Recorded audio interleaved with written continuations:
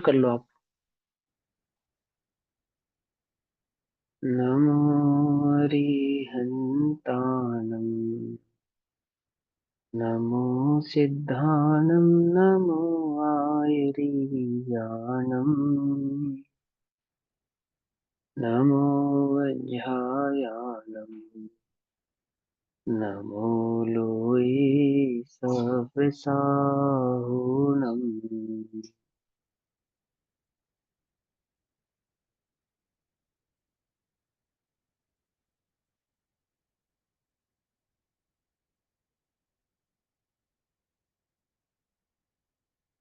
मंगलम भगवान वीरो, मंगलम गौतमो गणी, मंगलम कुंद कुंदार्द्यो, जैन धर्मोस्तु मंगलम।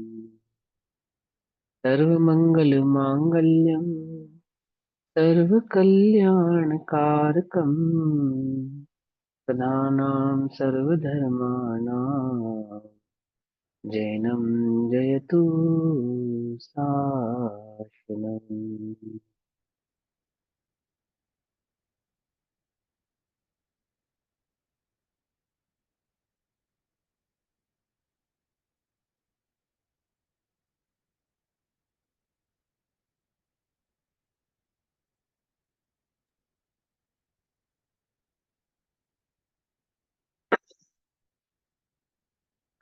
हमारी रात्रिकालीन कक्षा का विषय चल रहा है समाधि मरण और संलेखना।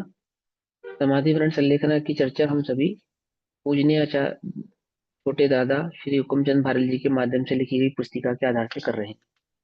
जहाँ तक हमने कल पढ़ा था उसके आगे से पढ़ेंगे। पूर्वी दीदी पढ़िए। मृत्यु उनकी दृष्टि में अत्यंत साधारण सा परिवर्तन है, जिसमें जानने जैसा कुछ भी नहीं है। ज्ञानियों जिस की दृष्टि में मृत्यु ज्ञानियों की दृष्टि में एक साधारण सा परिवर्तन है, जिसमें स्पेशली कुछ जानने जैसा कुछ भी नहीं है।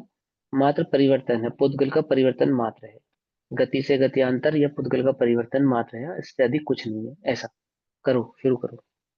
जिस व्यक्ति को लड़का और लड़की में कोई अंतर दिखाई नहीं देता, उसे यह जानने में क्या रस हो सकता है कि मेरी पत्नी के गर्भ में बच्चा है या बच्ची। जो भी हो सो ठीक है। मैंने जो इसी बच्चे लड़का और लड़की में भेद नहीं करते, मैंने जिन्हें अपने संतान से प्रेम है और बालक या बालिका का राग नहीं है, तो वो ये जानने की चेष्टा भी नहीं करते कि मेरी पत्नी के गर्भ में लड़की है या लड़का, क्योंकि उसको तो अपने संतान से प्रेम है, जो भी संतान आएगी उससे प्रेम है। इसी प्रकार ज्ञानी को भी पौद्गलिक परिणमन मात्र है, तो यह जानने का राग नहीं है कि वो परिणमन किस रूप है, किस तरह से, अथवा गति से गत्यांतर कहाँ होने वाला है। ऐसा ज्ञानी को राग नहीं। हम्म। इसी प्रकार जिसे अगले भव में कोई ख्वाहिश नहीं है, उसे यह जानने में क्या रस हो सकता है कि मैं कहाँ जाऊंगा। जहां जाऊंगा चला जाऊंगा, इसमें या उसमें उसे क्या फर्क पड़ता है। एक दो भव आगे पीछे में भी क्या फर्क पड़ता है, क्योंकि अब ज्ञानियों को अनंत काल तक तो संसार में रहना ही नहीं है। हाँ, ज्ञानी की अपेक्षा से है, अन्यथा ग्रहण नहीं करना। इसमें इस चर्चा को हमने कल समझा ही था डिटेल में। क्या कहना चाहते हैं कि ज्ञानी को यह विकल्प नहीं है कि मैं आगामी भव में कहाँ जाने वाला हूँ, अच्छे भव में जाने वाला हूँ अथवा बुरी गति में जाने वाला हूँ। दो चार भव आगे या पीछे से कोई फर्क नहीं पड़ता। अर्थात जिस जो दृष्टि में मुक्त हो चुका है, उसको संसार से मुक्त होने में क्या समय शेष रह गया है। अर्थात जो दृष्टि में अपने को मुक्त अनुभव कर रहे हैं, उन्हें अब संसार की ऐसी दृष्टि नहीं है कि संसार अभी बचा है या नहीं बचा है।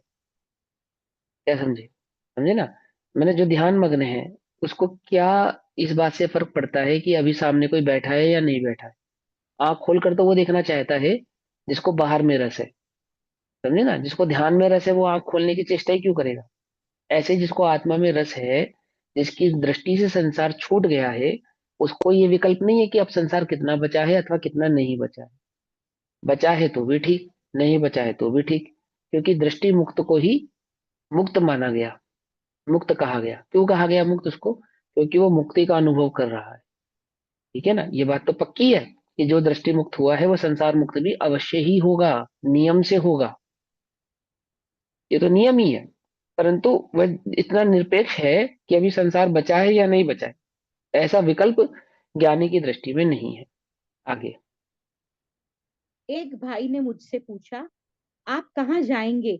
मेरी समझ में कुछ नहीं आया, तो उन्होंने स्पष्ट किया कि अगले भव में। मैंने सहज ही कहा, मुझे एक दो भव में कोई रुचि नहीं है, जहां जाऊंगा चला जाऊंगा, मुझे इसका कोई विकल्प नहीं है।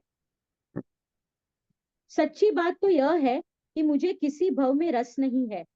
भव या भव का भाव रस रखने लायक है भी नहीं। नहीं, इस संसार में कोई भव रहने लायक है क्या? नहीं है। नहीं। कौन सी तो गति को बात चूज खत्म। करोगे आप? बात यही है ना, किस गति को चूज करोगे, उस गति में भी किस पद को चूज करोगे। ज्ञानी गति या गति में प्राप्त होने वाले पद आदि को चूज नहीं करते हैं, सिलेक्ट नहीं करते हैं कि मुझे अमुक गति और अमुक गति में अमुक पद चाहिए। जिन्हें निजात्म पद सुहाया है, उन्हें पर पद की इच्छा नहीं है, पर पद की वांछा नहीं है। ठीक है ना, स्वात्म पद भा गया ना, और सर्वोत्कृष्ट पद है, उससे ऊंचा कोई पद नहीं है। जिसको सर्वोत्कृष्ट पद भाया है, उसे संसार के नीचे पदों से क्या लाभ, कोई लाभ नहीं है। तो ज्ञानी की दृष्टि ऐसी नहीं है कि मुझे अमुक भव में जाना है, अमुक भव में इस प्रकार से जाना है अथवा ऐसा जाना है। राजा श्रेणी का उदाहरण दिया ना, समोचरण में खड़े हैं, साक्षात झलक रहा है भगवान के ज्ञान में कि नरक जाएंगे, लेकिन निरपेक्ष है, जहां जाएंगे सो जाएंगे। अपने स्वात्म भाव से तो कभी बाहर जाने वाले नहीं है। ठीक है ना, अपने निज आत्म प्रदेशों को छोड़कर तो कहीं ये जीव बाहर जाने वाला नहीं। वो जिसकी दृष्टि में स्वतंत्र पदार्थ का अनुभव हुआ है, ये उसका बल है। जिसकी दृष्टि में स्वतंत्र पदार्थ का अनुभव नहीं हुआ है, वो नकली नकली तो कर सकता है कि चाहेंगे ठीक है भैया, जहां चाहेंगे वहां जाएंगे।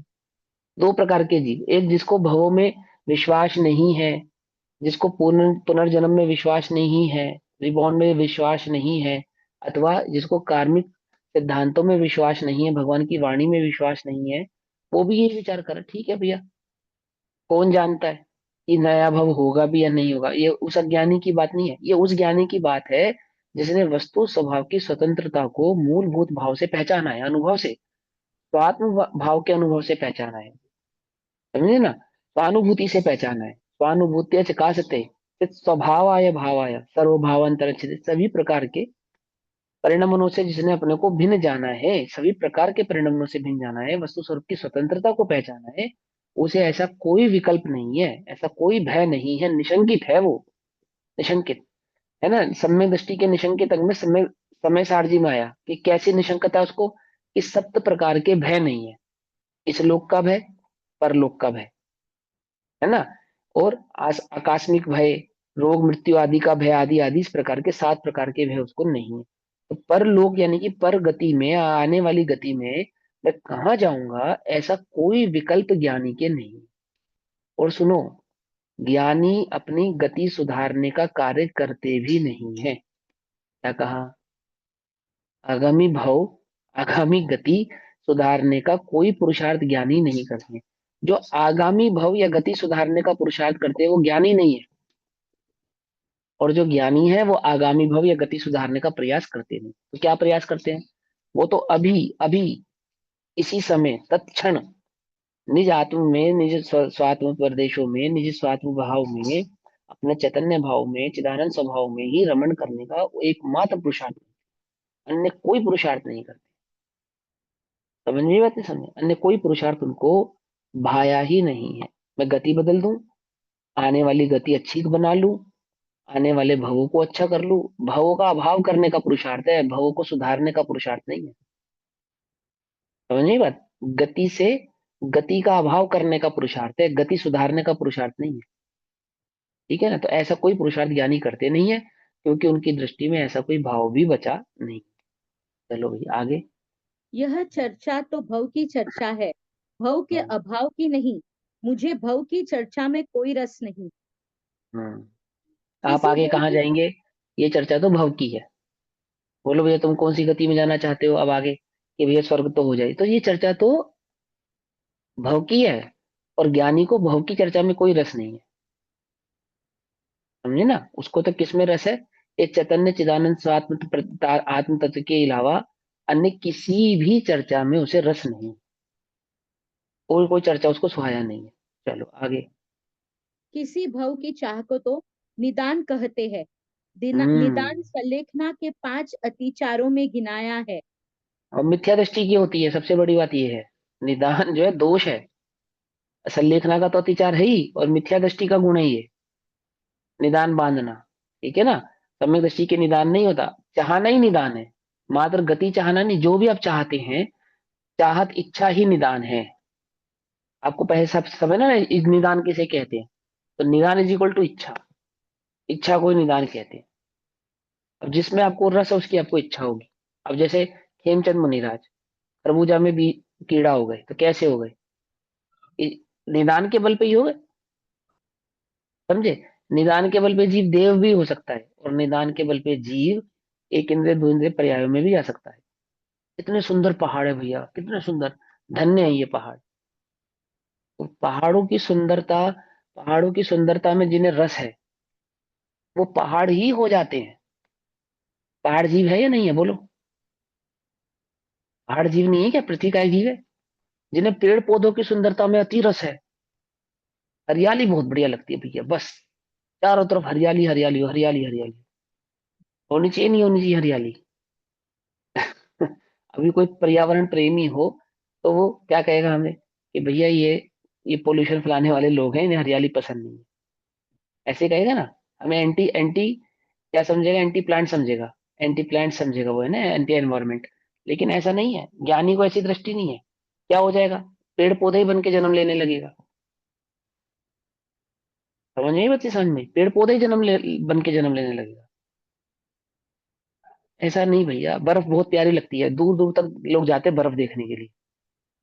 ओ वाओ, बहुत सो ब्यूटीफुल, और जाने क्या क्या क्या क्या उसमें वो स्टेटस लगाते हैं। और भैया तुम्हें पता है बर्फ ही बन जाओगे। एक इंद्री होती है बर्फ, मालूम? लेकिन लगता ही नहीं अपने को।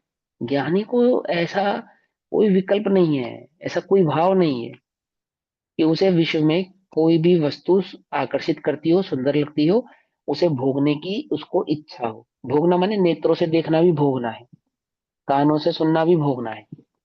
आप 5 इंद्रियों से जो वस्तु का सेवन किया जाता है, उसे भोगना ही कहते हैं।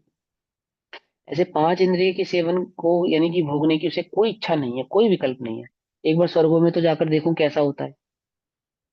कैसे होते होंगे स्वर्ग? कैसे होते हैं स्वर्ग? कैसे होते हैं? ज्ञानी को ऐसा कुछ जानने का भाव नहीं, ऐसा कुछ जानने का विकल्प नहीं। ठीक है ना। उसे जिसे जिसे चैतन्य भवन भाया है, उसे अन्य कोई भवन भाया नहीं है। ना देवों के भवन भाए हैं, ना यहाँ करोड़पतियों के भवन भाए हैं, अरबपतियों के भवन भाए हैं, ना अन्य कोई भवन भाया है। ये चैतन्य चिदानंद आत्मरसी जिन्हें भाया है, बस, और कुछ नहीं। समझ में बात? हम तो कभी जाते हैं ना, जैसे 10 लक्षण आदि पर्व में पढ़ाने जाते हैं, कक्षाओं के लिए जाते हैं, तो लोग कहते हैं चलो भैया आप कोचिंग आए हो, चलो आपको कोचिंग घुमा के लाते हैं। मेरा नियम है, मैं यहाँ पढ़ाने आया हूँ ना 10 दिन, तो मैं 10 दिन आपके घर से मंदिर, मंदिर से घर, बस। मुझे तीसरी किसी जगह पे नहीं जाना है। मुझे कोई विकल्प नहीं है जानने का कि फला किला में क्या है, फला जगह पे क्या है, फला पहाड़ पे क्या है, कोई विकल्प नहीं।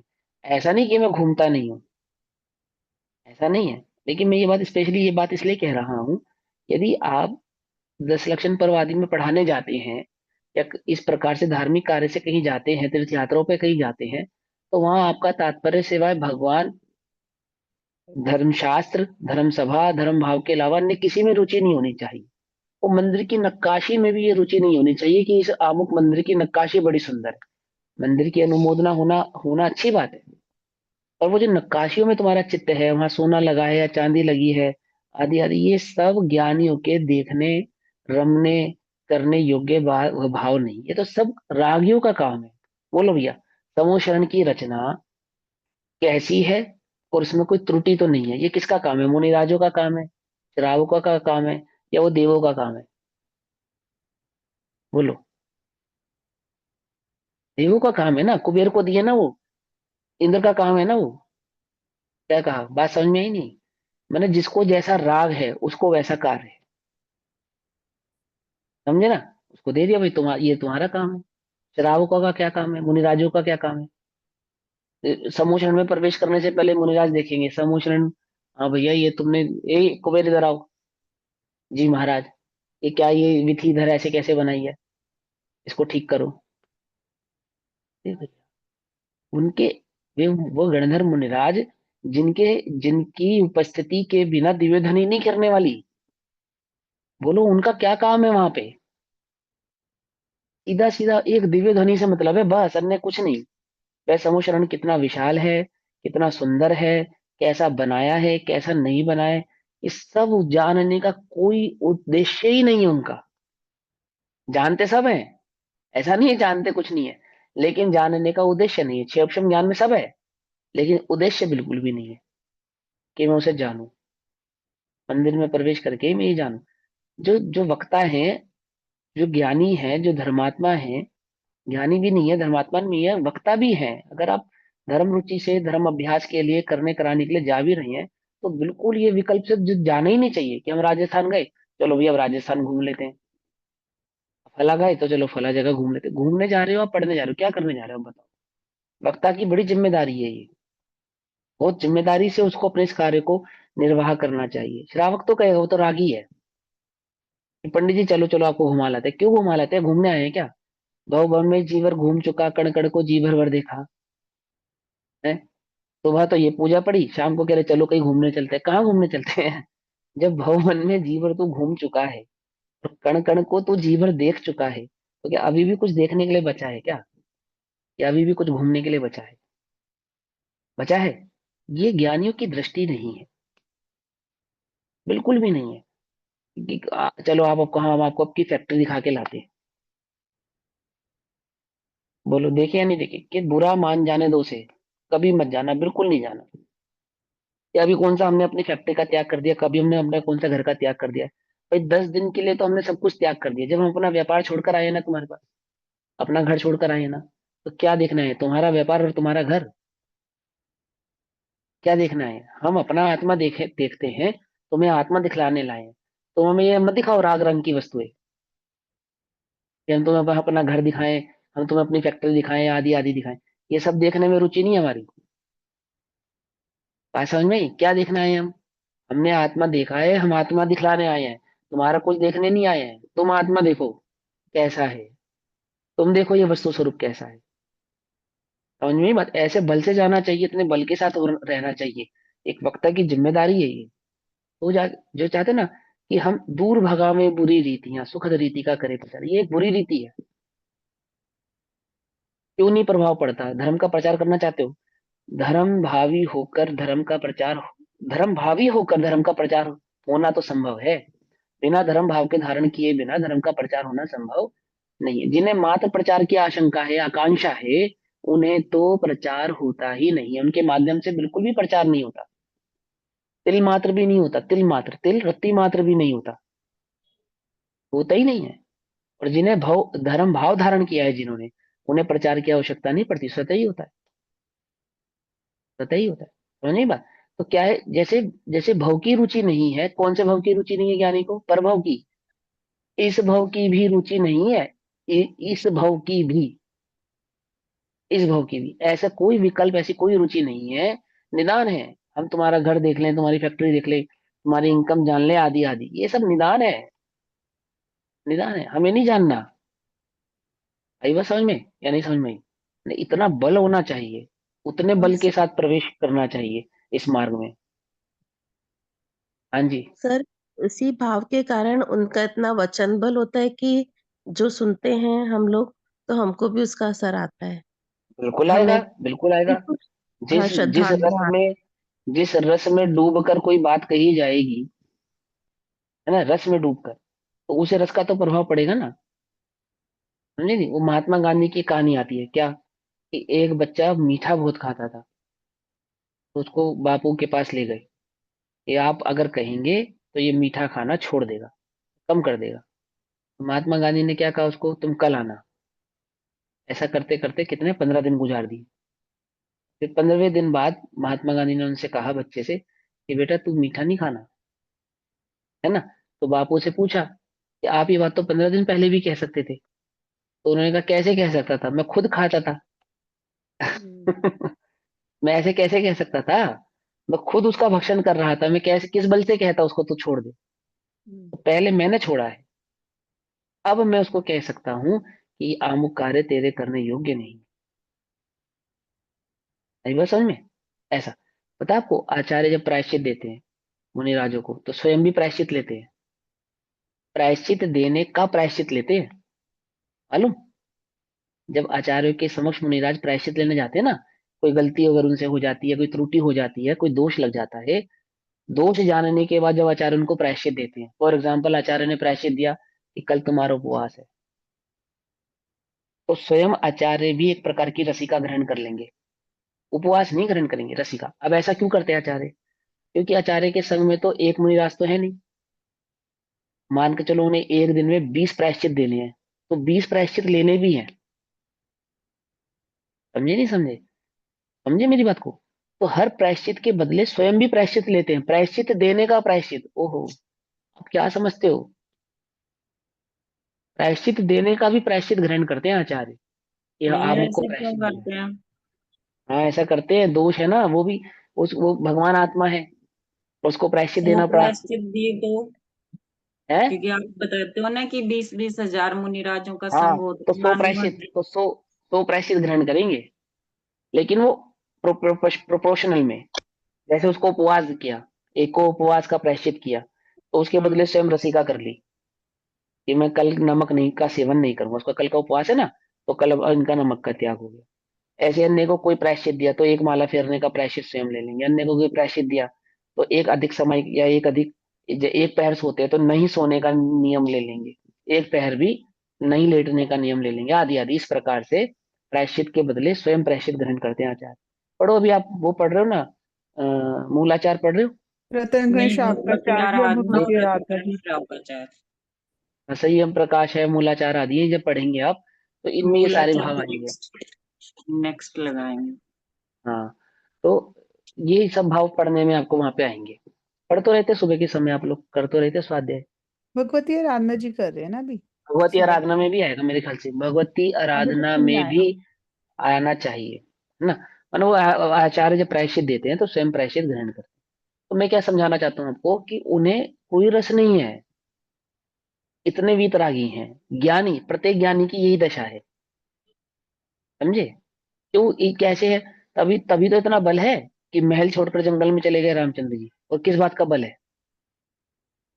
और किस बात का बल है वो उनके पास? वो आत्मा का बल है, ऐसा ही है कि वो कर्म के उदय के आधार से जैसी भी स्थिति बनती है उसको सहज स्वीकार कर लेते हैं, झट।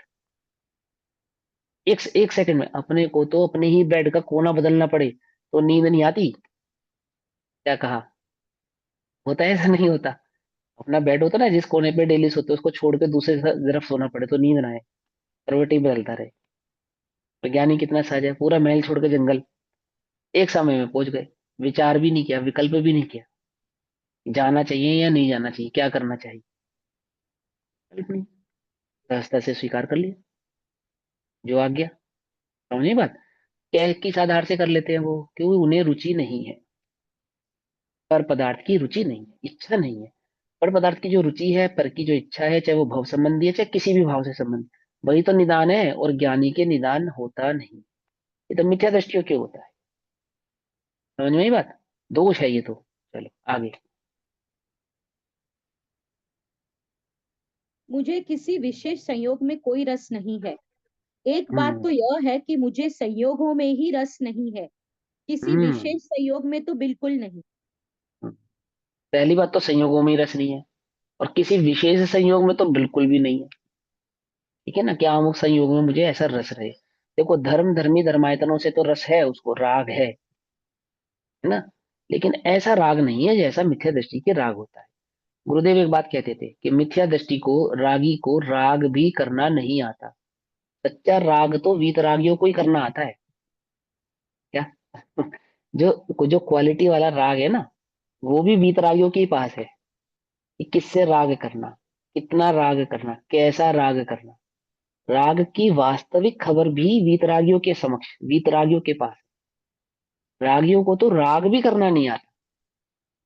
समझे नहीं समझे? वो किस प्रसंग में कहा गुरुदेव ने ये, कि वो सोनगढ़ में एक भाई की माता जी की डेथ हो गई। वो कहीं बाहर से आया था शिविर में, उसको 2 दिन बाद या 3 दिन बाद चिट्ठी मिली। चिट्ठी मिलने के सबने उसको बोला भाई तेरी माता जी की डेथ हो गई, तुझे जाना चाहिए। तो उसने कहा वो जीव तो अजर अमर है, और क्या नाम है, जाने वाला तो चला गया, और पुद्गल से क्या मुंह करना, आदि आदि इस प्रकार से उसने अपना भाव रखा और उसने नहीं गया वो। और ये बात गुरुदेव के पास पहुंची, फिर घूमते घूमते पहुंच गई। जैसे क्लास में कोई बात हो जाती है तो टीचर तक पहुंच ही जाती है ना। है ना। तो गुरुदेव तक पहुंच गई। तब गुरुदेव ने अपनी सभा में कहा, कैसा रागी है, इसे तो राग भी करना नहीं आता। समझे। वास्तविक राग तो वीतरागियों को आता है। उन्हीं को मालूम है राग भी कैसे किया जाता है, कैसे निभाया जाता है, कैसे उसको रखा जाता है। मिथ्या दृष्टि क्या है, मिथ्या दृष्टि को राग नहीं है पर वस्तु से, उसे तो बस एक अपने से मतलब है, मतलब ही है वो तो। उसका मोह भी किससे है, अपने से, पर से नहीं। पर को भी चाहता है तो अपने सुख के लिए चाहता है, पर के सुख के लिए नहीं चाहता। यदि पर को भी सुखी करना चाहता है सो वो भी अपने सुख के लिए करना चाहता है। यदि अपने को दुखी होता जाने तो तिल भर भी पर को सुखी ना करे। तिल भर भी, क्या कहा, यदि वे उसको पर को सुखी करने की भी जो रुचि है, वास्तव में उसमें स्वयं में सुख भासित होता है, तो पर को सुखी करने का भाव से आता हम्म, है। अन्यथा तो वो पर को भी सुखी करने का भाव से आवे नहीं। क्यों? क्योंकि उसे वास्तविक राग किससे है? क्योंकि वास्तविक अहम बुद्धि तो अपने में है उसकी, अपने में, इनसे अपने को तो पहचानता ही नहीं।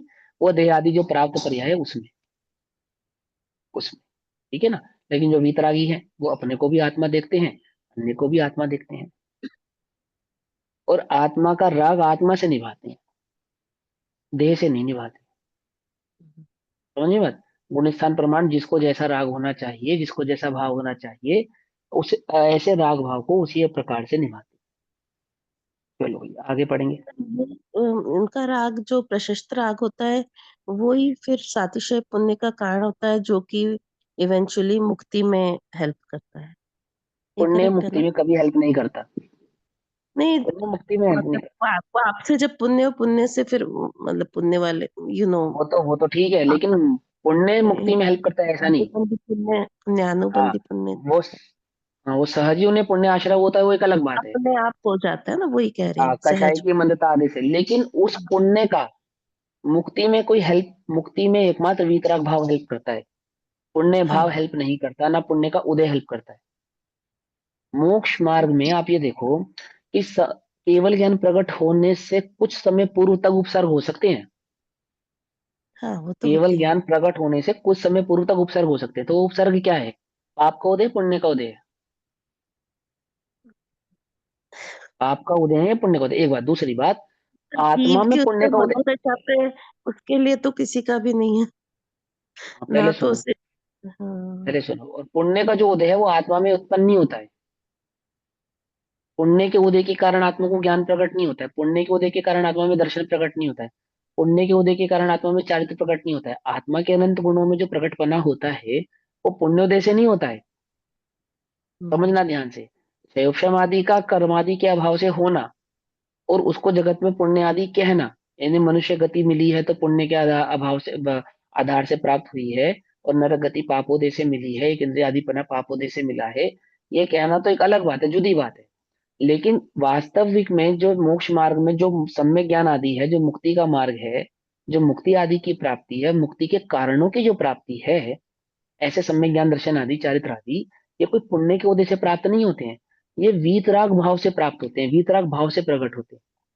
इनमें पाप पुण्य कर्म है, वीतरागता धर्म है। पढ़ते हैं नारा, हाँ, पाप एकदम सही है। पुण्य कर्म है, अभी वीतरागता धर्म है।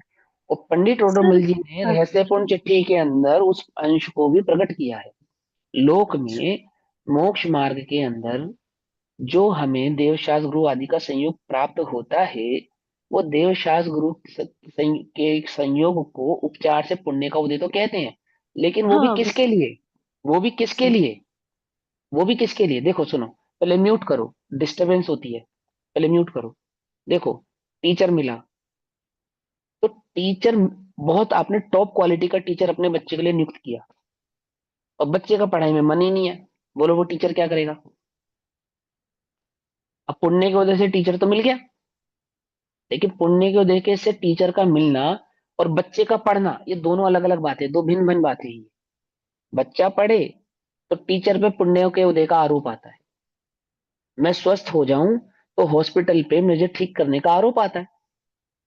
लेकिन वही बहुत अच्छा डॉक्टर हो, सर्जन हो, बहुत बढ़िया हॉस्पिटल हो, मैंने करोड़ों रुपया खर्च किया हो, परंतु मेरे रोग का निवारण नहीं हुआ, क्या बोलूंगा कि मुझे पुण्य के उदय से हॉस्पिटल भी मिला, मुझे पुण्य के उदय से डॉक्टर भी मिला, मुझे पुण्य के उदय से बढ़िया नर्स मिली, बढ़िया रूम मिला, और पाप उदय से मैं मर गया ऐसा, अथवा मेरा रोग ठीक नहीं हुआ। वो जितना भी पुण्य का उदय है, वो कुछ भी पुण्य का उदय भाषित नहीं होने वाला। तो उपचार सब से बेकार दिखे। ज्ञानी, हाँ सब बेकार दिखेगा।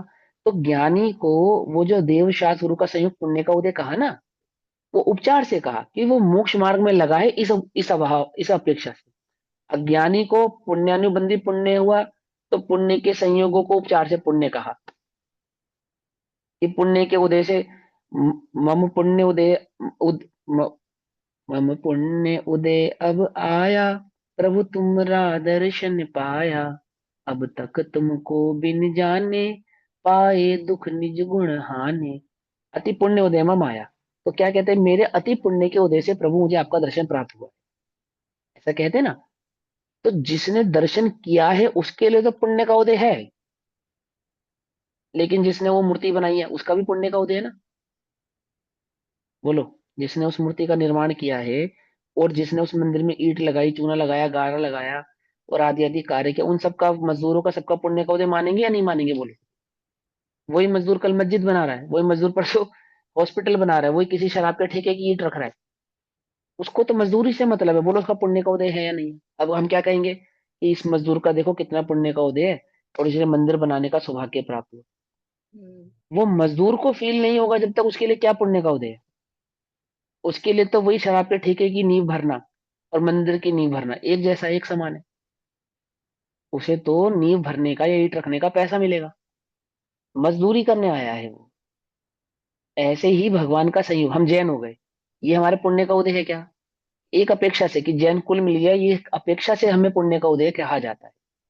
लेकिन वास्तविक पुण्य का उदय तो जिन्होंने जैन कुल में जन्म नहीं लिया, गणेश प्रसाद जी वर्णी, अपने युगल जी बाबू जी हैं, और अन्य अन्य कितने नाम मैं आपको गिनाऊं, संबंध भद्राचार्य जैन नहीं थे, ठीक। मुनि ध्यान सागर भक्तांबर जी। भक्तांबर भक्तांबर स्तोत्र के रचना मान तुंगाचार्य जी, वो जैन नहीं थे, ठीक है ना।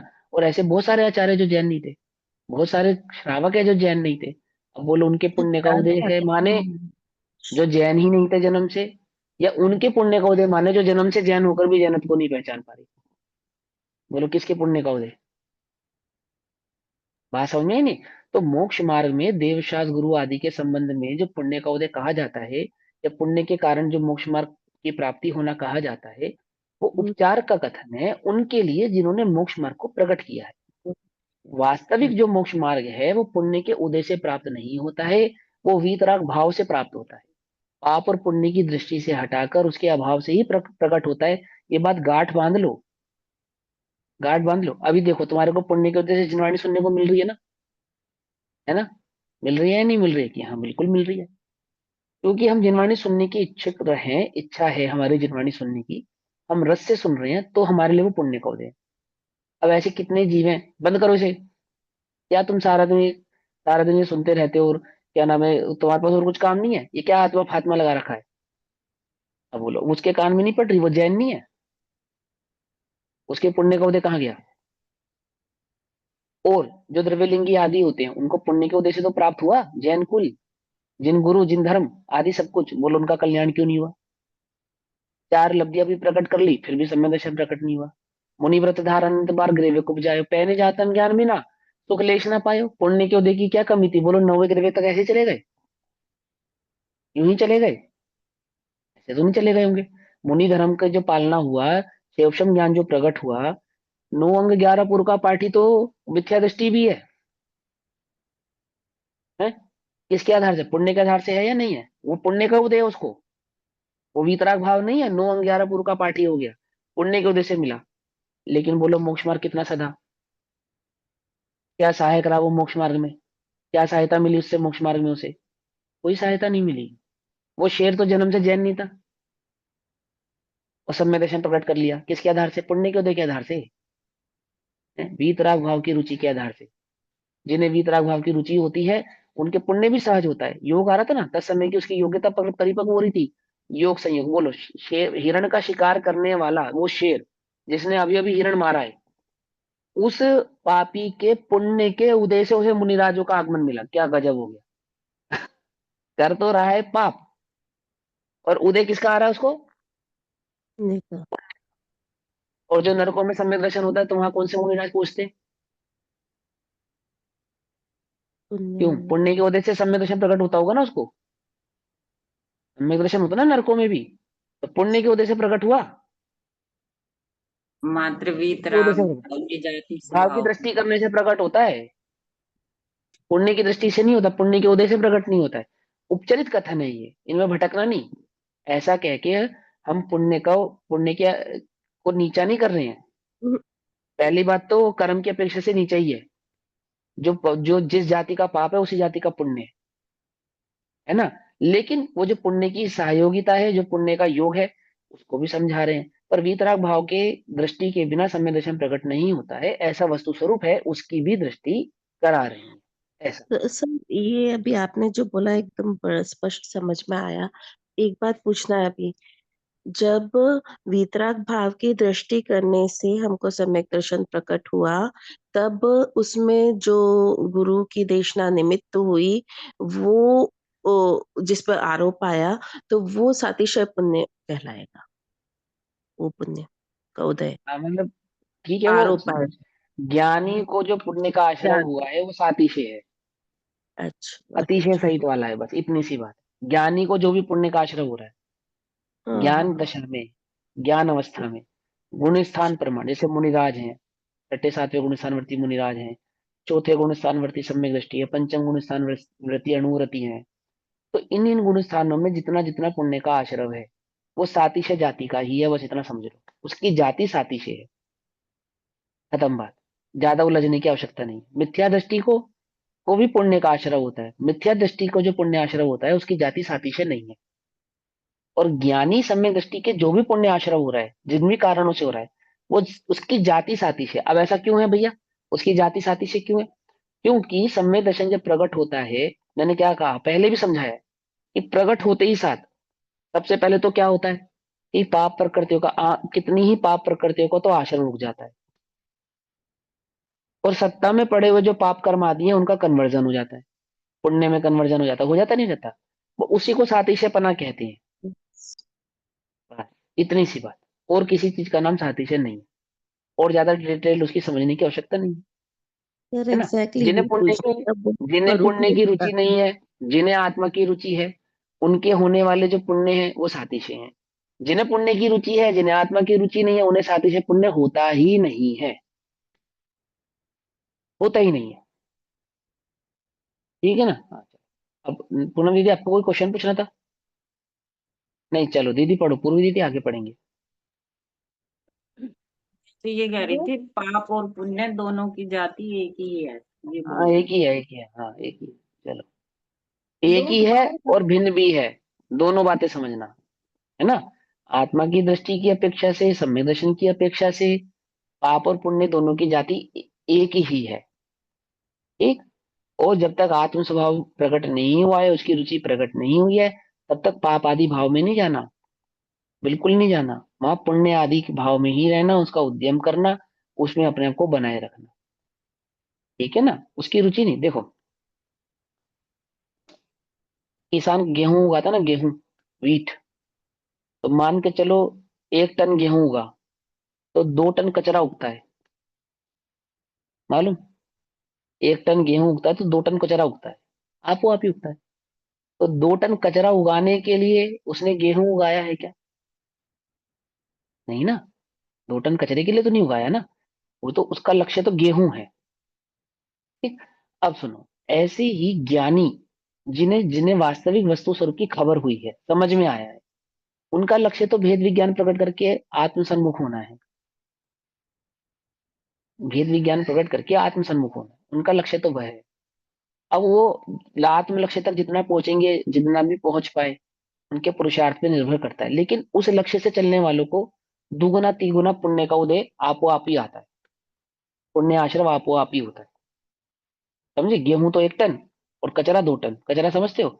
बाली आदि आदि, उसका छिलका, ये वो दुगना होता है, 3 गुना भी हो सकता है, और गेहूं से दुगना होता है वो।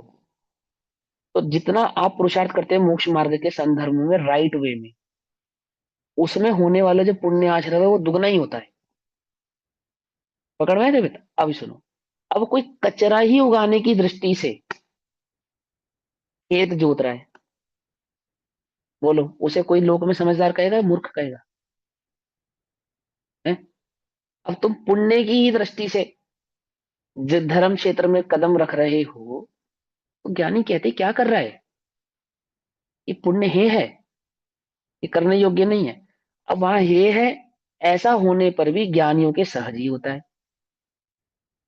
और जिनकी दृष्टि मात्र पुण्य पे है, उन्हें सब क्या कहते हैं? ज्ञानी क्या कहते हैं?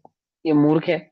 इतना बड़ा खेत है, इतनी बढ़िया मिट्टी है, इतना बढ़िया मौसम है, इतना बढ़िया बीज है इसके पास, और क्या कर रहा है ये कचरा उगा रहा है, उसमें बीजारोपण ही नहीं कर रहा है। तो वहां उसको पुण्य से हे की दृष्टि कराते हैं। समझे बात? नहीं समझ? ऐसा। तो भूमिका अनुसार जीव की जैसी भूमिका है उसके आधार से, तो वास्तविक में तो पुण्य तो है ही, लेकिन जिन्हें पुण्य की भी खबर नहीं है, जिन्हें धर्म की भी खबर नहीं है, जो निरंतर पाप में ही रत हैं, ऐसे जीवों को पुण्य की दृष्टि भी कराई जाती है, पुण्य का उपदेश भी दिया जाता है। पुण्य सुख का कारण है ऐसा भी कहा जाता है, पुण्य धर्म का कारण है ऐसा भी कहा जाता है, और पुण्य को मोक्ष मार्ग भी कह दिया जाता है। उसमें कोई आपत्ति नहीं, क्योंकि उसकी सर दशा ये ऐसी नयो है। में यही पढ़ा था सारा। आपने जब पढ़ाया था तो नयो में यही था कि किस भूमिका के अनुसार कैसा रहेगा हाँ मित्र की भूमिका है हाँ तो। और दूसरा कि जब संवर के समय शुद्धि की उत्पत्ति होएगी तो मतलब तब वो पुण्य और पाप जैसे पूनम जी बोल रहे हैं तब दोनों ही हैं। और दृष्टि तो नहीं, शुद्ध है संवर की वीतरागता है। उत्पत्ति हो, सुनो, संवर हाँ संवर भाव की उत्पत्ति होती है तब पाप और पुण्य ही लगते हैं, ऐसा नहीं। पाप और पुण्य ही तो पहले स्वीकार करेगा तो संवर की उत्पत्ति होगी उसको, हाँ तो उसको वही आत्मदृष्टि होगी। समझे? वही मिथ्या वीतरागता दृष्टि, मतलब मिथ्या, शुद्धि की उत्पत्ति। हाँ मिथ्या दृष्टि मिथ्यात अवस्था में ही पाप पुण्य दोनों को ही है मानेगा, पहले नहीं मानेगा। मानेगा पहले मान लेगा। तब जाके उसको वीतराग भाव की प्रकटता होगी। अगर वो बैठा प्रगट ही है पुण्य में रस मान के, तो उसको कभी वीतराग भाव प्रकट नहीं होने वाला, 3 काल में प्रकट नहीं होने वाला। तो ऐसे मिथ्या दृष्टि जीव जिन्हें धर्म बुद्धि है, जिन्हें सम्य दर्शन प्रकट करना है, जिन्हें तत्व चिंतन है, उनको पाप और पुण्य दोनों ही हैं, हे ही हैं, ऐसा और जानना चाहिए। और ठीक। सर आपने जो बताया कि शुद्ध के साथ ये मेन प्रोडक्ट के साथ बाय प्रोडक्ट अपने आप आता है तो जब अपन को जिसकी जरूरत नहीं है पुण्य की भी तो अपने आप आ रहा है पीछे पीछे ज्ञानियों हाँ के। आ रहा है, आ रहा है, ठीक है, आ रहा गजब। है। हाँ जी आ रहा है, कोई, चलो आगे और बढ़ेंगे। फिर सर्वार्थ सिद्धि में जाके वो एग्जॉस्ट करना होता है सारा पुण्य। अब इतना कुछ इकट्ठा हो नहीं, गया। ज्ञानी को कुछ नहीं करना, ज्ञानी को कुछ नहीं करना, उसमें पुण्य खत्म खत्म करने का कोई भाव नहीं है उसको। ऐसा भाव कुछ नहीं है नहीं पर कि वो, उसको भी तो वो होएगा ना जरूरी संभव। नहीं है, जरूरी नहीं है सर्वार सिद्धि में सभी को जाना ही पड़े, ऐसा जरूरी नहीं, कंपलसरी नहीं है वो। ठीक है ना? वो वही आप उसके ज्यादा। लिए आगम पढ़ोगे, वो उसके लिए आप हाँ आगम पढ़ोगे ना, वहां क्लियर होगी वो बात। हाँ वो यस आगम सर। पढ़ोगे लोग तब क्लियर बार होगी। बार चलो। लोग बार बार जानना चाहते हैं कि जब तक संसार में रहना है तब तक आप कहाँ रहना पसंद करेंगे। पर हम्म भाई, मुझे संसार में रहना ही नहीं है। जहां हम्म मुझे रहना ही नहीं है उसके बारे में आप पूछ रहे हैं कि वहां आप कहाँ रहना चाहेंगे। हम्म मजबूरी में महात्मा गांधी की सुक्ति के अनुसार मजबूरी में जहां रहना होगा वहीं रह हम्म लेंगे। उसमें चाह हम्म। का क्या सवाल है। सवाल है, मैं पहली बार, मैं मेरी 15.5 16 15.5 वर्ष उम्र होगी, तो मेरा जब गुरु जी से मिलना हुआ ना, सोम प्रकाश जी पंडित जी से मिलना हुआ, तो क्या हुआ कि अब अपने को रंग तो लगा हुआ था, उनका रस था बहुत कि भाई इनके साथ जाना है, कैसे भी बस इनके साथ रहना है। तो अपने 10th क्लास के एग्जाम कंप्लीट हुए थे, तो फ्री थे हम बिल्कुल, अपने पास पूरा समय था। दो, आजकल तो छुट्टियां नहीं पड़ती है, लेकिन पहले 2 महीने की छुट्टी, मैंने 2 महीने की छुट्टी पूरी मिलती थी। तो मैंने कहा 2 महीने की छुट्टी है, गुरु जी के साथ जाएंगे। तो मैं पहली बार अपने घर से, पहली बार अपना बोरिया बिस्तर बांध के निकला कि मुझे गुरु जी के साथ जाना है। तो मेरी मम्मी को क्या लगा ये 2-4 घंटे में भाग आएगा, इसके बस की नहीं है। ठीक है ना, जा रहा है, जाने दो। तो हम दिल्ली से बहादुरगढ़ एक जगह है दिल्ली के पास ही, गुरुजी के साथ वहां चले गए। 1-2 घंटे का रास्ता है बस। अब पहला ही दिन, और ऐसी वो धर्मशाला मैंने अपने जीवन में पहली बार देखी। उसमें 2x2 का एक कमरा, उसमें लाइट नहीं, अंधेरा। ठीक है, उसमें उसी में रहना, उसी में सोना। बाहर एक बरामदा था बाहर, तो मच्छरदानी बांध के चाहो तो बाहर सो जाओ आप। चलो जी, कैसे तैसे सो गए। रात को ही पहुंचे थे, एक चटाई मिली, वो भी टूटी हुई। तो उससे चलो रात तो कट गई। सुबह उठे तो वॉशरूम जाना है, तो वॉशरूम जाने के लिए भी 300 मीटर दूर जाना पड़े। 300 मीटर है ना। अब वो धर्मशाला का वॉशरूम कैसा होता है, नहाने के लिए बर्मा चलाओ, बाल्टी भरो और नहाओ। अब ये सब चीजें तो हमने कभी की नहीं थी। मैंने कहा भाई अपने बस की तो नहीं है, हम तो नहीं कर पाएंगे, अपने को तो जाना पड़ेगा उल्टा। तो मैंने क्या करा, वो कैसे तैसे करके 2-4 घंटे सुबह के गुजारे। उसके बाद मैंने निर्णय लिया कि गुरुजी अपने को तो घर जाना है, अपने बस की नहीं। तो गुरुजी ने कहा हाँ कोई बात नहीं, जाओ, कोई बात नहीं, उसमें क्या है। वो भैया एक अभी यहाँ दिल्ली से कुछ लोग आएंगे, उनके साथ चले जाना, तुम बैग पैक कर लो। अच्छा सुनो, हाँ जी गुरुजी, कि भाई एक बात बताओ, जिस घर में रहोगे, जन्मोगे, उसमें रहोगे या नहीं रहोगे। कि हाँ भाई ये बात तो सही है, जहाँ जन्मेंगे वहां तो रहेंगे, उसमें क्या बात है। ये हाँ ठीक है। ऐसा कह के उन्होंने मुझे कहा कि बैग पैक कर लो। अब मैं बैग पैक कर रहा हूँ अपना, और मैं ये सोच रहा हूँ कि जिस घर में जन्मेंगे वहां रहेंगे या नहीं रहेंगे, इसका क्या मतलब है। भाई ये बात कहने का क्या लॉजिक है। तो मैंने बैग पूरा पैक कर लिया, और पैक करने के बाद मैं उनके जब पास आया जाने के कहने के लिए, मुझे क्लिक हुआ, अरे यार मान के चलो इसी मंदिर के, इसी धर्मशाला के माली के बच्चे के रूप में मेरा जन्म होता। तब ये कमरा, ये बरांडा, ये बर्मा चलाना, और ये इतनी दूर तक वहां वॉशरूम जाना, ये सब मैं करता या नहीं करता। क्या ना, या मैं भाग जाता, कहाँ भाग के जाता बोलो, जब जन्म ही यही हुआ होता, तब कहाँ भाग के जाता। किसी जंगल में जन्म हो गया होता तो वहां से कहाँ भाग के जाता बोलो, कहाँ जाता, जाता कहाँ।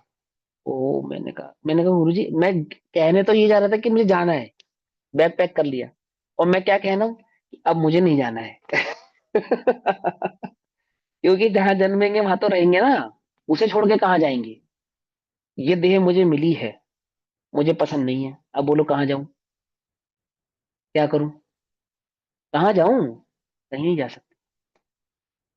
ये ज्ञानी की दृष्टि है ये, कि उन्होंने कितनी क्या सटीक बात कही एकदम। क्या कहा, इससे क्या समझ में आया तुमको, क्या पढ़ी अभी तुमने लाइन, पढ़ो उसको फिर मजबूर से।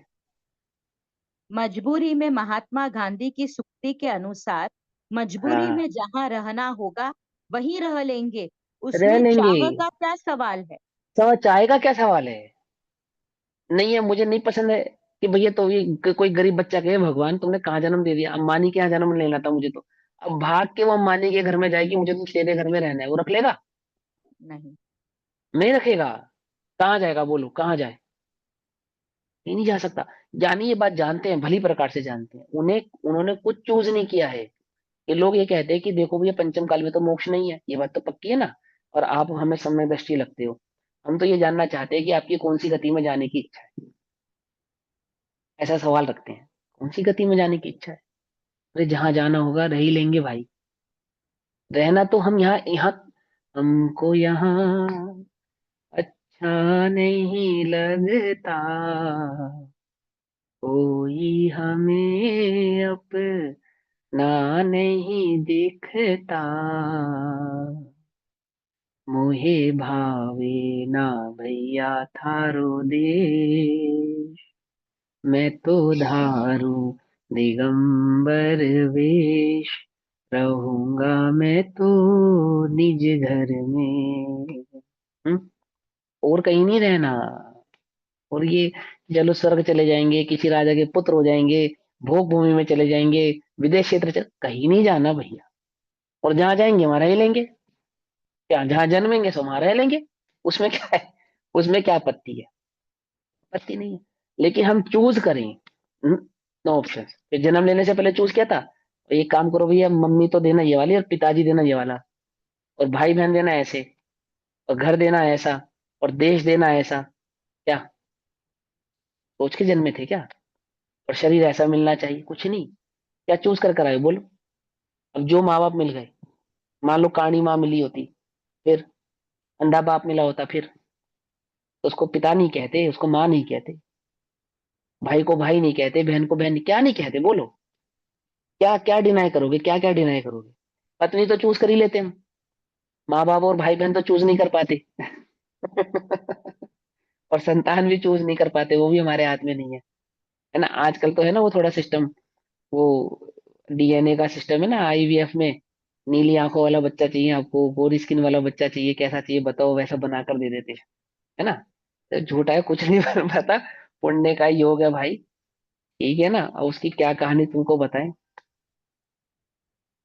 इनकी कोलो कहानी तुम जानत केवल ज्ञानी, ठीक है ना? भगवान जानते हैं क्या स्थिति है, और उसकी क्या बताए तुम्हें विज्ञान की स्थिति। लेकिन मैं मूल बात क्या कह रहा हूँ, अपने को ये लगता है ना कि हम पत्नी तो चूज कर ही लेते हैं। वास्तविक बात ये है ना, पति ना पत्नी कोई चूज नहीं कर सकते आप। जैसे माँ बाप नहीं कर सकते, बच्चे नहीं कर सकते, संतान नहीं कर सकते, भाई बहन नहीं कर सकते, ऐसे जगत में जो तुम्हें लगता है एक रिश्ता में छूट मिली है धर्म पत्नी या चूज करने का, वास्तविकता में अगर देखो छूट नहीं है, नहीं है तुम्हारे हाथ में। जो प्राप्त है वो तुम्हारे संयोग, तुम्हारे कर्म आदि के उदय के आधार से तुम्हें प्राप्त है। अब ज्ञानी की कैसी दृष्टि है कि भाई आप कहीं तो जाएंगे, कहीं नहीं जाएंगे, ये जाना तो पड़ेगा तो चले जाएंगे। क्या कहा, कुछ बात समझ में आई? कहाँ जाओगे? हमसे पूछो कहाँ जाओगे, कि कहीं नहीं जाएंगे, लेकिन जाना तो पड़ेगा, चले जाएंगे। जाना तो पड़ेगा, चले जाएंगे। लेकिन हमने कोई जगह चूज नहीं की है कि हम अमुक जगह जाएंगे, अमुक गति में जाएंगे, अमुक पर्याय को प्राप्त करेंगे, ऐसा कुछ नहीं। क्योंकि जिन्हें एक स्वात्म तत्व भाया है उन्हें जगत में अन्य कुछ भी नहीं भाया है। जिन्होंने परमाणु मात्र को भी अपना स्वीकार नहीं किया है, तो मतलब नहीं किया है, ऐसा। ठीक, आगे। मुझे तो मुझ में ही रहना है, मात्र मुझ में ही हम्म। रहना है। सो मैं मुझ में तो हूं ही, उसमें क्या रहना। जहां तक संयोगों की बात है, सो क्रमबद्ध पर्याय और पूर्व कर्मोदय के अनुसार जब जहां रहना होगा सहज भाव से रह लेंगे। उसमें हम्म, मीन में करने की आदत मेरी नहीं है। नहीं है किसी दादा की लिख रहे हैं, मेरी नहीं है, परंतु किसी भी ज्ञानी की नहीं है मीन में करने की आदत। किस उस एक दिन वो पहला चैप्टर पढ़ा ना, पहले दिन ही पहला चैप्टर पढ़ा, क्या जहां जन्म हो गया वहां रहना रहना पड़ेगा या नहीं रहना पड़ेगा। वो दिन से लेकर आज तक पूरी दुनिया में कहीं कोई परेशानी नहीं आई रहने के लिए, कहीं नहीं आई, कहीं भी एकदम इतनी मस्ती से और सहजता से रहे। वो पहला लेसन, फिर वो घर से निकलते ही पहला चैप्टर पढ़ा, क्या चैप्टर पढ़ा? फिर उसके बाद जहां गए कभी घर की याद नहीं आई, किसी की याद नहीं, जहां है सहजता से रमता जोगी बहता पानी, बिल्कुल एकदम मस्त। क्या समझे? ज्ञानी को ऐसा कोई विकल्प नहीं है। ऐसा नहीं कह रहा मैं ज्ञानी हूं, पर मैं ये कह रहा हूँ जिनको ज्ञान स्वभाव की दृष्टि है उनको ऐसा कोई विकल्प नहीं है। कोई विकल्प नहीं है कि मुझे अमुक जगह रहना है, अमुक स्थितियों में रहना है, अमुक जगह। एक विद्वान है, मैं नाम नहीं लूंगा, बढ़िया एकदम अच्छे विद्वान है, बढ़िया अच्छा गाते हैं सब, अच्छा बड़ा विद्वान है। तो मेरा उनके साथ अ, सुरेश साहू जी कहाँ के, भिंड, हाँ भिंड में शिविर लगा। तो भिंड में शिविर में उनसे पहली बार मिलना हुआ। तो शिविर लगा, गर्मी का मौसम था, मई जून का मौसम, और जबरदस्त गर्मी थी, एकदम अच्छी खासी गर्मी थी। हम जो सहज रहने वाले ना, हमें भी बहुत गर्मी लग रही थी। ठीक है ना, गर्मी थी गजब। तो वो आए, एक दिन रुके, दो दिन रुके, तीसरे दिन कहने लगे भैया मैं तो शिविर नहीं अटेंड कर पाऊंगा। बोले क्यों? बोले मेरे कमरे में एसी नहीं है, एसी लगे तो मैं रहूं, नहीं तो फिर मैं जाऊं। तो बीच में शिविर छोड़कर चले गए। तो मुझे तो बड़ा अच्छा नहीं लगा, मुझे तो बड़ा बुरा लगा, वो शिविर छोड़ के चले गए। लेकिन मैंने फिर अपने अंदर में अपना एनालिसिस किया, ऐसी दशा कभी हमारी भी हो सकती है कि एक ऐसी स्थिति परिस्थिति में, बोलो नरकों की गर्मी छोड़कर कहाँ जाएगा जी, बोलो? हम अब शिविर छोड़कर चले गए, नरकों की गर्मी छोड़कर कहाँ जाओगे? है तुम्हारे पास ऑप्शन? तुम्हें क्या लगता है, जा सकते हो तुम? इनका जन्म ही रेगिस्तानी इलाकों में हुआ है, छिपकली सांप बिच्छू तपती रेत में, कहाँ जाएंगे छोड़ के बोलो? क्या ऑप्शन है उनके पास? तो फिर नहीं। जंगलों में गर्मियों में आग लग जाती है, मालूम, इतने तपता है सूरज। तो पेड़ छोड़ के उस जंगल को कहाँ जाएगा? जीव नहीं है वो। ऐसा विचार विद्वानों को कभी नहीं करना चाहिए। जगह चूज करके कभी भी पढ़ाने नहीं जाना चाहिए कि मैं वो सिटी में जाऊं, इंटरनेशनल कहलाऊंगा तो फला जगह जाऊं, अंतरराष्ट्रीय विद्वान कहलाऊंगा वहां जाके पढ़ाने से, और गांव देहात में तो कौन पढ़ता है आजकल। ऐसा नहीं, ज्ञानी को कभी ऐसा नहीं करना चाहिए। इस दृष्टि से तो कभी भी नहीं जाना चाहिए। ऐसा चूज करके नहीं जाना चाहिए। वहां सर्दी का मौसम है तो वहां चले जाते हैं, गर्मी का मौसम है तो वहां चले जाते हैं। बोलो मुनिराज कैसे विहार करते हैं? ऐसे विहार करते होंगे ना। अब पड़ने वाली है सर्दी, तो एक काम करो, आंध्र की तरफ चलते हैं, साउथ या महाराष्ट्र। क्यों? वहां सर्दी कम पड़ती है। अब पड़ने वाली है गर्मी, तो क्या करते हैं? तो चलो हिल स्टेशन की तरफ चलते हैं। क्यों? वहां गर्मी कम पड़ती है। ऐसा विहार करते हैं। जहां धर्म पलता जानते हैं, जहां रत्नत्रय की रक्षा होना जानते हैं, जहां चित्त का विषयों में नहीं जाना भटकना नहीं होगा ऐसा जानते हैं, ऐसी दिशा में विहार करते हैं। पहले तो दिशा चूज नहीं करते, अतिथि होते हैं, है ना। निर्दिष्ट दिशा को चूज करके नहीं विहार करते, और करते भी हैं तो जहां रत्नत्रय का अनुपालन होता जाने, ऐसी दिशा में जाते हैं। सर्दी गर्मी से बचने का उपाय करके नहीं जाते। और ये बात मुनिराजों की नहीं है, किसी भी ज्ञानी की यही दशा है। किसी भी ज्ञानी भागता नहीं है, परिस्थितियों को छोड़कर भागता नहीं। जो गर्मी देख कर गद्दी छोड़कर चला गया, 3 काल में समय दर्शन प्रकट होगा उसको? मुझे तो नहीं लगता। अब होगा, हो सकता है हो भी जाए, ऐसी बात नहीं है, मारिच को भी हो गया, ऐसा कुछ नहीं। लेकिन अपना एनालिसिस करो, अपनी ऐसी दशा तो नहीं है, अपनी ऐसी दशा ना आने पाए। क्यों? कहाँ है कमी? वस्तु स्वरूप के निर्णय में कमी है, चूक है, चूक है ना। तो वस्तु स्वरूप को मुख्य रखते हुए कैसा होना चाहिए एक संलेखना, जिस जीव ने धारण किया उसका जीवन, कि मैं आमुक गति को, आमुक स्थिति, आमुक परिस्थिति को चूज करके ना ही संलेखना धारण करूंगा, ना ही जीवन यापन करूंगा, और ना ही आगामी गति का कोई विकल्प रखूंगा। क्यों? मुझे एक स्वात्म तत्व भाया है, अन्य कुछ भी भाया नहीं, अन्य कुछ भी सुहाया नहीं। ऐसी उस ज्ञानी की दृष्टि है। भाई समझ बात? तो बाकी चर्चा हम कल करेंगे, अभी समय हुआ, तब तक के लिए सभी को जय जिनेन्द्र। ओम नमः सिद्धेभ्य। निज निधि निज में बताई, यह अनंत उपकार है, उसके लिए जिनवाणी माँ को वंदना शत बार।